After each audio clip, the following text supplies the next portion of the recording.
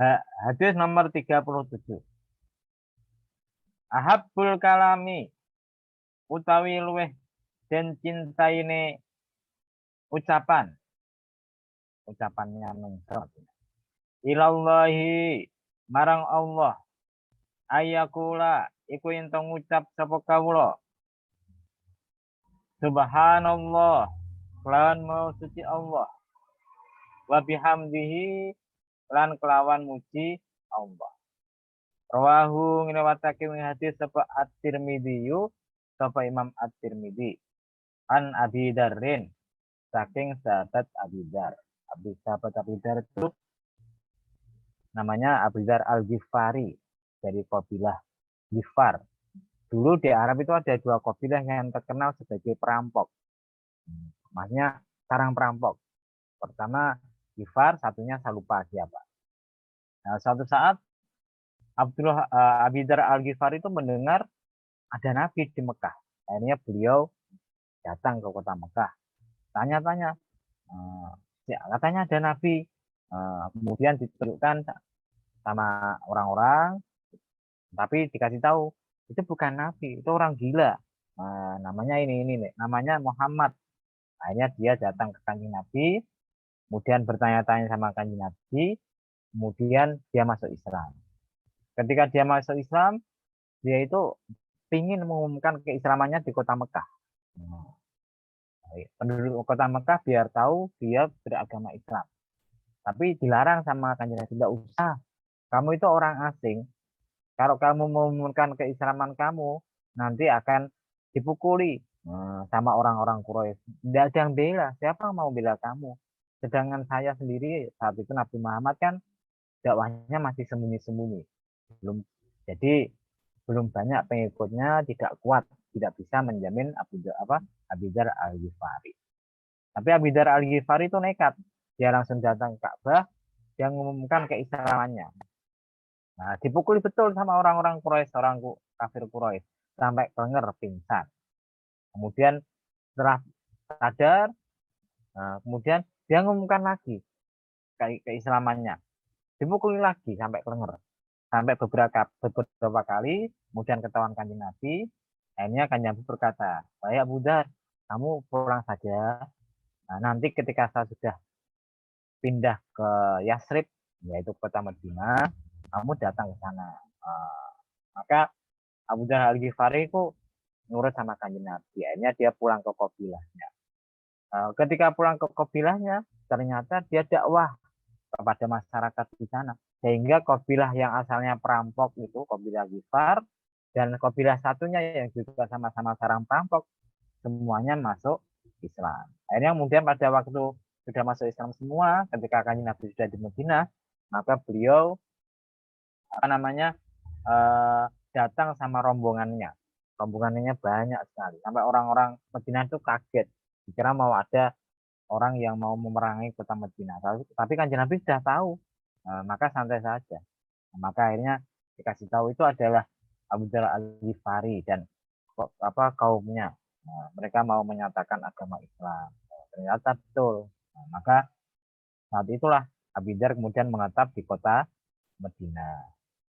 Kemudian Abu Dzar Al-Ghifari sendiri adalah orang yang keras. Orang tadi seperti tak ceritakan kan dia di Mekah aja keras sekali. Mau menyatakan keislamannya. Ketika di pemerintahannya Abu Bakar, dia itu tenang. Hidupnya tenang. Ketika di pemerintahannya Umar bin Khattab, dia pun tenang, tidak ada gejolak. Di pertengahan awal pemerintahnya Utsman, dia pun tenang, tidak ada gejolak. Tapi ketika Utsman bin Affan sudah mulai terpengaruh sama keluarganya, nepotisme, kemudian banyak sahabat-sahabat yang dulunya itu hidupnya sederhana, sampai kemudian diangkat jadi wali kota, jadi gubernur, hidupnya sampai mewah, maka Abu Dzar sudah tidak merasa tenang lagi. Untung dulu ketika kanjeng Nabi masih hidup, Abu Dzar pernah ditanya, baik Abu Dzar, bagaimana kalau kamu nanti ketika hidup melihat pemimpin khalifah yang tidak pas, yang tidak sesuai dengan tuntunan agama Islam, namanya. Wah, tak perangi kanjeng Nabi. angkat senjata, ajak orang-orang untuk memberontak sama kanjeng Nabi, dikasih tahu kamu jangan semacam itu. Lebih baik kamu pakai mulut kamu demonstrasi saja, gampangnya semacam itu. Akhirnya betul, ketika pertengahan Khalifah Utsman bin Affan, banyak terjadi hal yang tidak beres di pemerintahan. Akhirnya Abu Dzar Al-Ghifari mulai berdemo. Setiap gubernur didatangi, salah satunya adalah Abu Hurairah. Abu Hurairah saat itu dijadikan gubernur di kota mana saya lupa, dan jadi kaya raya. Padahal Abu Hurairah dulu itu orangnya miskin, sampai tidurnya dia di masjid. Di masjid itu ada sahabat-sahabat yang miskin, tidak punya penghasilan Pak, tentu hidupnya tidak karuan. Akhirnya sama kanjeng Nabi dikasih kamar, dikasih tempat tersendiri, terkenal dengan namanya Ahlus Suffah. Ahlus Suffah. Akhirnya kemudian ketika Abu Dzar Al-Ghifari berkunjung di kota yang digubernuri sama siapa namanya Abu Hurairah, maka kemudian datang ke rumahnya Abu Hurairah yang mewah, yang besar. Ketika datang, niatnya demo, tapi Hurairah keluar menyambut Abu Dzar Al-Ghifari. Dia langsung dirangkul, wahai sahabatku, karena dulu teman tak ketiduran, sama-sama ahli sumpah, gitu kan. Tapi Abu Dzar tidak mau, kamu bukan teman saya, kamu bukan sahabat saya. Kamu itu sudah lupa hidup kita dulu gimana sama kanjeng Nabi. Sekarang kok kamu yang mewah-mewahan semacam ini. Tetap di demo akhirnya. Di demo. Ketika orang-orang melihat Abu Dzar Al-Ghifari berdemo kepada para gubernur-gubernur semacam itu, mereka semuanya ikutan. Sehingga terjadi demonstrasi besar-besaran. Ketika Utsman bin Affan melihat kejadian semacam itu, Abu Dzar Al-Ghifari dipanggil. Kamu tidak usah kemana-mana, kamu menemani saya di kota Madinah saja. Akhirnya betul, Abu Dzar Al-Ghifari dikasih tempat di pinggiran kota Madinah.